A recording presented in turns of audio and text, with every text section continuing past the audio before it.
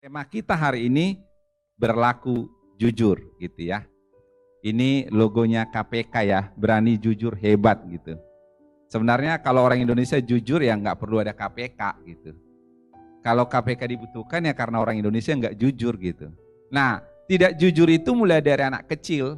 Anak kecil makan permen kan, udah tahu kalau makan permen dimarahin orang tuanya. Makan permen enggak gitu, padahal di mulutnya ada permen. Jadi dari orang itu dari anak kecil sampai nenek-nenek itu ya banyak ada potensi tidak jujur. Nanti akan kita lihat kenapa. Karena dari Adam dan Hawa dari awal kejatuhan dosa tidak jujur.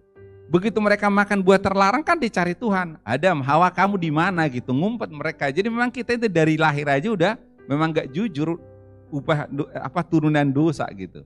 Pedagang mana bisa jujur, kalau jujur gak bakal untung. Jadi seolah-olah kita didoktrin kalau gak jujur gak bisa hidup gitu. Dan itu tanpa kita sadari itu meresap di dalam pikiran kita dan kita menganggap bohong itu wajar, normal.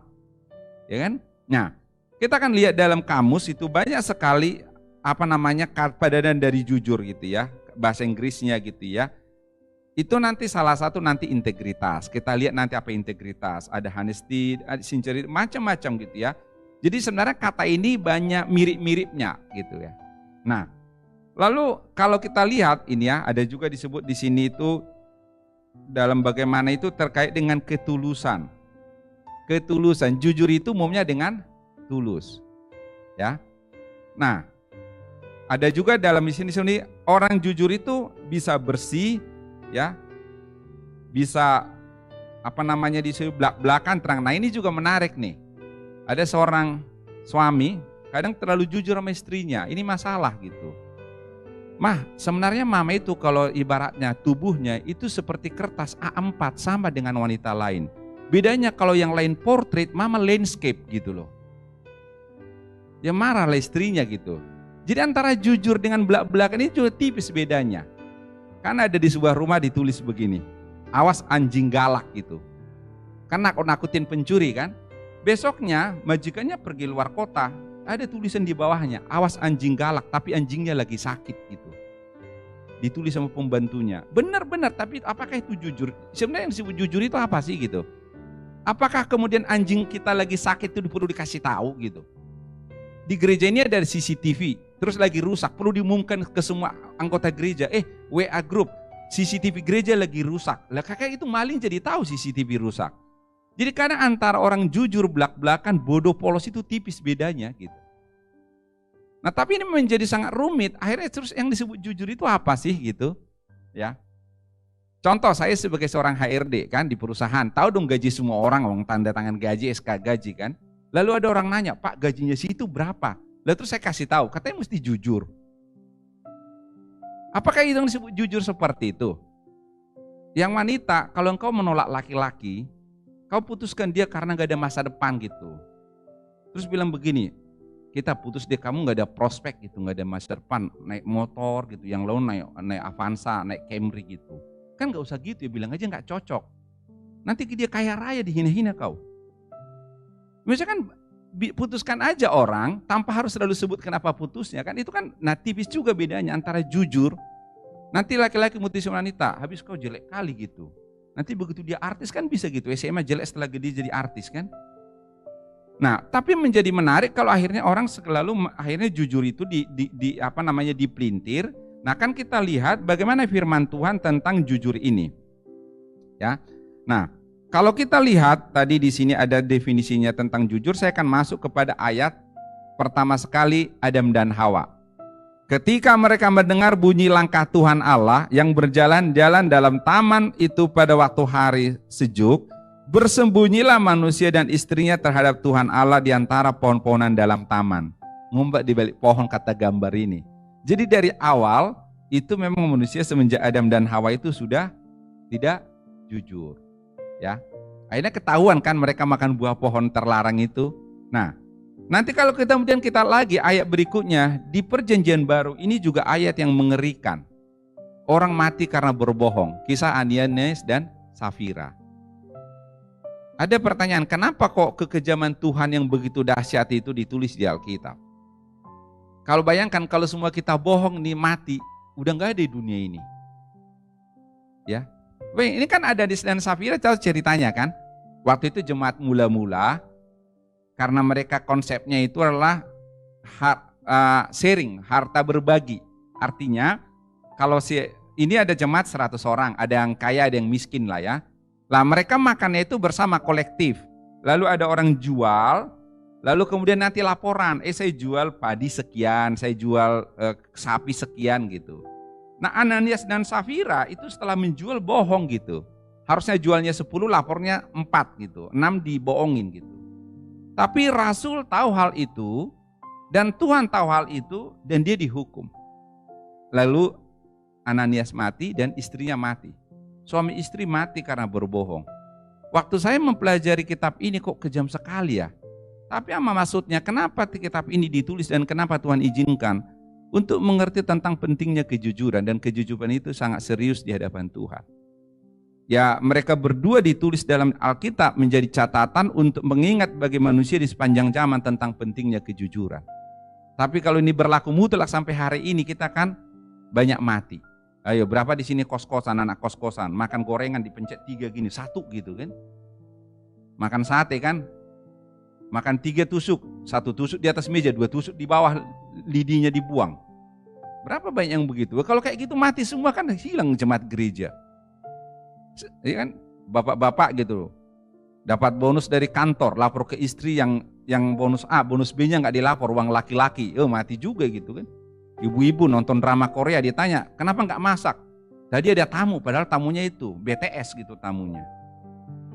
Loh kalau semua orang bohong mati, ya kayak gini. Tapi Ananias dan Safira dicatat di Alkitab, satu catatan tentang pentingnya kejujuran. Mereka itu sampai dibilang, loh kalau kamu lapar pun kan tinggal ngomong, saya jual 10 tapi sorry saya lagi butuh. Jadi saya hanya bisa ngasih 4, 6 kami pakai. Itu jauh lebih dihargai, tapi jangan bohong. Itu inti dari kisah dari Ananias dan Safira.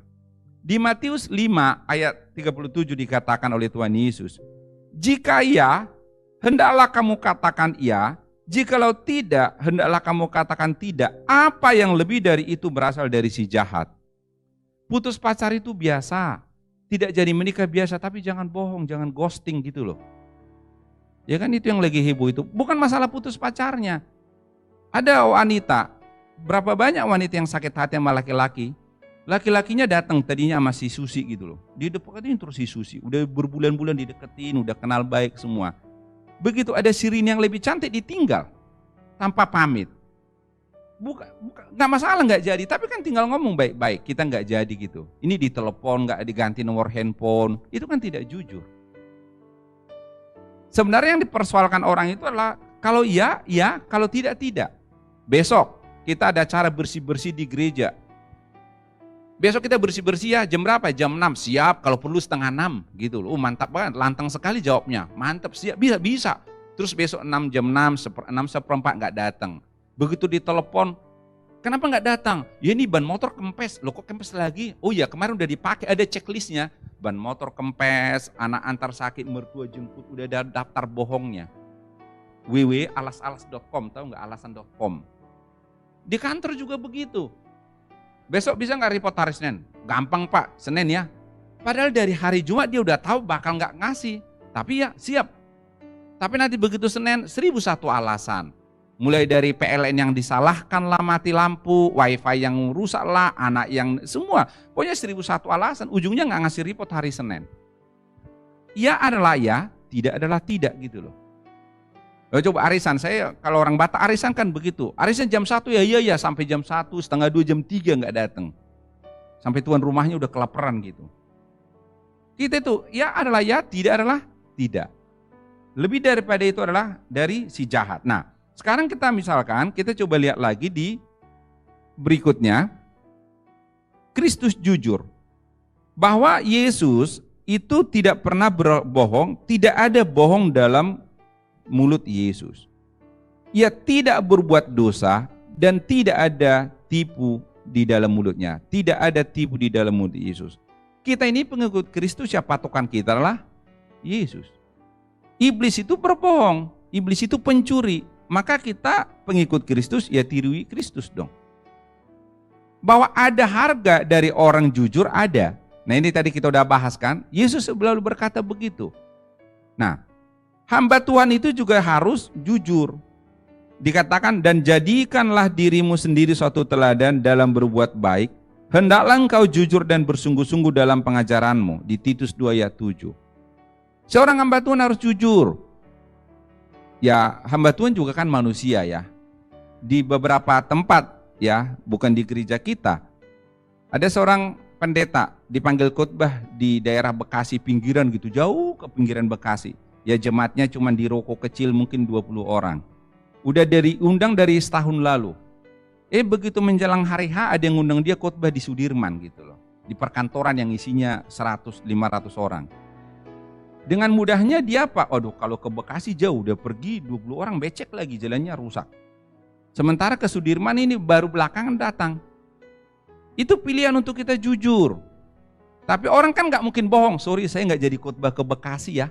Saya mau milih ke Sudirman, kan kesannya gak kudus gitu loh, gak alkitabiah kan. Maka 1001 cara, asistennya lah, temannya disuruh ke Bekasi supaya dia bisa ke Sudirman. Milih-milih. Kalau ada pilihan di jemaat pemberkatan jemaat yang kaya, ini ujungnya lah kita harus jujur. Ya.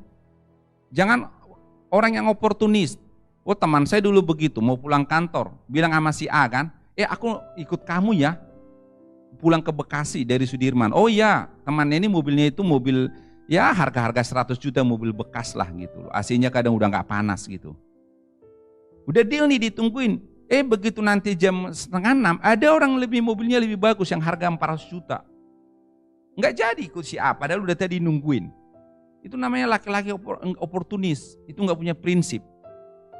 Aduh sorry aku nggak bisa bla bla bla, kamu duluan ya. Padahal karena pengen pindah mobil yang lebih bagus. Berapa banyak yang begitu? Tidak jujur. Ya. Ibu-ibu orang Batak gitu di pesta.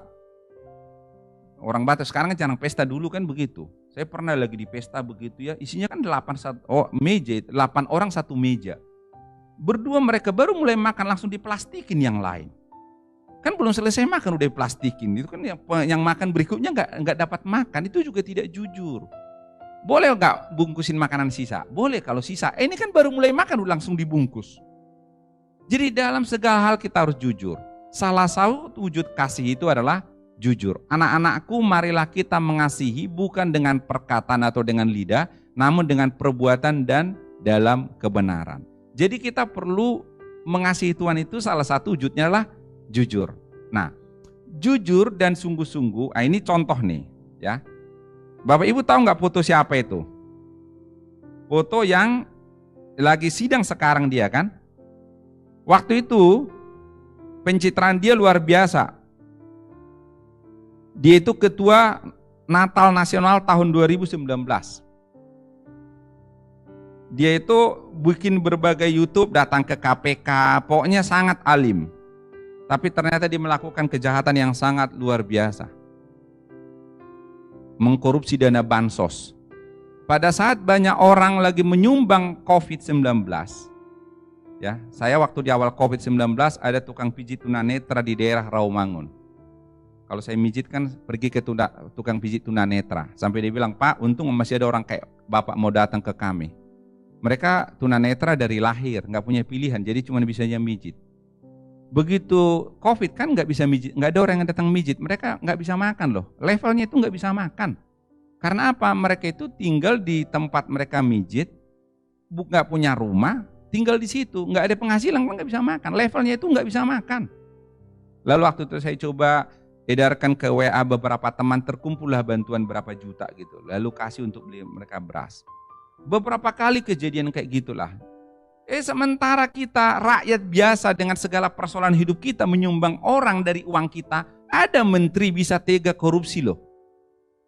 Saya nggak ngerti otaknya di mana gitu, logikanya di mana gitu. Sewa jet, pesawat pribadi gitu ya. Nah orang-orang kayak gini, padahal bilang ke KPK kerjasama. Saya berharap Bapak Ibu tidak ada jemaat gereja kita yang seperti ini di level manapun. Jangan bilang, Pak saya tidak mau korupsi karena nggak ada kesempatan. Begitu ada kesempatan jangan sampai korupsi. Karena banyak orang bilang begitu, saya nggak mau korupsi tapi karena nggak ada kesempatan.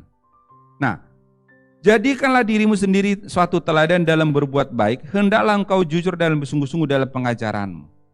Bapak Ibu, kalau engkau di kantor, di bagian purchasing, jujur. Minggu lalu saya ketemu seseorang pengusaha, belum apa-apa udah nawarin begitu, gampang lah Pak gitu. Waktu saya di perusahaan jadi HRD, sering sekali memecat orang karena korupsi. Beberapa kali saya memecat orang karena korupsi. Kalau saya pribadi, saya bilang, adik saya pun kalau korupsi saya pecat, saya nggak mau tahu. Ya adalah ya, tidak adalah tidak. Saya nggak perlu, teman saya pecat. Purchasing, bagian pengadaan, tahu kan? Itu kan bagian paling empuk di perusahaan. Supplier dimintain duit gitu, sekian persen gitu. Itu rutin kan tiap bulan. Padahal kan kerjaan dia memang itu, masih minta uang dari supplier. Nah, mengapa orang tidak jujur? Ah ini gambar siapa? Pinocchio. Kalau bohong hidungnya panjang. Kalau sampai kayak gini kan gampang sekali. Kok kamu makin mancung gitu? Makin banyak bohongnya. Bapak Ibu, kenapa orang tidak jujur? Ada beberapa alasan penyebab orang tidak jujur. Pertama, punya kepentingan pribadi, uang, jabatan, perhatian dan lain-lain. Uang, ya kan? Orang tidak jujur karena uang. Ya supaya uangnya banyak, karena jabatan. Ya kan? Banyak yang memalsukan gelar profesor, doktor supaya bisa sampai dipecat setelah ketahuan ternyata doktornya palsu. Lalu bisa karena perhatian, istri bohong gitu ya. Karena ingin perhatian dari suami. Seorang istri sering sakit kepala, migrain, lalu datang ke suami. Pak, saya mau ke dokter ya. Ya, diantar sore. Nanti pulang dari kantor dijemput sama suaminya. Ditanya, gimana mami hasil ke dokter? Iya katanya papi gitu. Mami itu sering migrain karena kurang liburan, jadi disarankan ke Thailand lah, ke Turki gitu loh, ke Eropa. Oke, ayo mami kita segera ganti dokter, katanya gitu. Bukan segera liburan, segera ganti dokter. Itu karena cari perhatian. Jadi anak kecil kan suka gitu, benar ya? Anak kecil nangis, cari perhatian. Kalau lagi ada tamu, pokoknya overacting gitu. Jadi sebenarnya orang itu tidak jujur bisa karena apa? Uang, jabatan, perhatian. Bisa juga cari aman. Kenapa nggak Aduh Pak, nanti kalau saya bohong saya dimarahin. Saya nanti nggak naik jabatan, saya nanti bonusnya kecil. Saya begini nggak diangkat jadi karyawan tetap. Udah tahu manipulasi pajak itu nggak boleh. Disuruh manipulasi pajak, jualan harusnya 100 miliar, tulis 60 miliar supaya pajaknya berkurang. Tahu, kenapa kamu turutin? Pak, nanti kalau saya lawan saya dipecat Pak, kan susah cari kerja. Dia lebih takut kepada atasannya daripada kepada Tuhan. Berapa banyak kita yang seperti itu? Takut di demo, takut sama ini. Lalu juga ada menjaga orang lain. Kalau rapat nih sesama manajer, ada direktur. Manajer A melindungi kesalahan manajer B. Nggak enak, ntar kalau dia dimarahin gara-gara saya biarin aja. Jadi akhirnya busuknya perusahaan ini seperti rongga yang rapuh, dan itu tinggal nunggu waktu ambruk. Hanya karena nggak enak nanti, Pak, kalau nanti saya kasih tahu, contoh, produksi harusnya targetnya 100, kita selalu 70 di bawah target, karena mesinnya nggak benar. Kenapa nggak benar? Karena nggak maintenance dengan benar. Kenapa nggak maintenance dengan benar? Karena orangnya malas. Tapi kita melindungi, karena kalau nanti dikasih tahu dimarahin manajernya, padahal itu teman kita. Akhirnya kita biarkan tadinya 100 jadi 70, 50, dan akhirnya perusahaan itu bangkrut. Karena kita nggak enak sama yang lain, akhirnya perusahaan bangkrut, semua orang kehilangan pekerjaan. Berapa banyak yang seperti itu? Pembusukan itu karena orang melindungi ketidakbenaran. Juga karena malu. Coba kalau nanya, kalau training, saya kan seorang trainer, ngerti nggak? Ngerti Pak, padahal nggak ngerti, malu. Seorang peserta training nanya, saya bilang, kita itu harus meningkatkan kompetensi. Ya Pak, ngerti nggak kompetensi? Ngerti Pak, apa? Perlombaan. Itu mah kompetisi. Kan beda kompetensi dengan kompetisi. Sok-sok tahu, untung saya tanya. Kalau nggak dia pulang dengan konsep yang salah, kan dikirain kompetisi perlombaan. Banyak orang karena jalan pintas. Kan bohong, jalan pintas. Nggak mau ngantri, jalan pintas. Nggak mau 10 prosedur, tinggal 3 prosedur, bohong. Lalu kemudian juga ada spontan kebiasaan, saking seringnya bohong, bahkan dia nggak tahu lagi kapan dia jujur, kapan dia bohong. Saking seringnya bohong. Dan sebagainya. Ini banyak penyebab alasan orang tidak jujur. Nah, lalu kita bicara tentang bagaimana integritas. Apa integritas? Bapak Ibu sering pikir orang integritas itu apa sih? Kan sering sebut fakta integritas. Integritas itu adalah suatu, maaf, ini kepencet. Ini kalau dikatakan oleh C.S. Lewis itu adalah bagaimana kita mengerjakan hal yang benar, bahkan itu nggak ada yang melihat, itu integritas. Jadi datang tepat waktu bukan karena ada bos, bukan karena ada CCTV, melanggar taat lampu merah bukan karena ada polisi, itu integritas. Nah kalau orang Indonesia, kalau helm ditaruh di helm itu di mana namanya, di stang sepeda motor. Kalau ada polisi baru begini. Pakai safety belt kalau ada ini. Ada polisi gitu baru pasang, baru dicopot gitu. Itu bukan integritas. Ya, jangan kita rajin kalau ada direksi, jangan jujur kalau ada CCTV, itu integritas. Nah, lalu juga kemudian is the courage to do right walaupun ada konsekuensi dan ketidaknyamanan. Kalau kita jujur mesti ngantri, itu konsekuensi, itu integritas. Jangan bohong. Banyak orang Indonesia itu suka jalan pintas. Kenapa di Indonesia, coba di Jatinegara, di Senen, di mana-mana. Kenapa kalau ada bangunan 5 lantai kosong di dalamnya? Sementara di trotoar rame. Orang Indonesia malas jalan kaki. Coba kalau yang sering keluar negeri. Orang luar negeri kan rajin. Orang Indonesia kalau perlu turun dari angkot langsung transaksi. Kita itu nggak mau repot. Integritas itu mau repot, mau susah demi sebuah kebenaran. Nah, itu jujur. Nah, lalu dikatakan juga begini, ya, oleh Bryan Brown, integritas memilih keberanian untuk melebihi dari kenyamanan, memilih kebenaran itu lebih daripada fun, cepat, gampang gitu ya.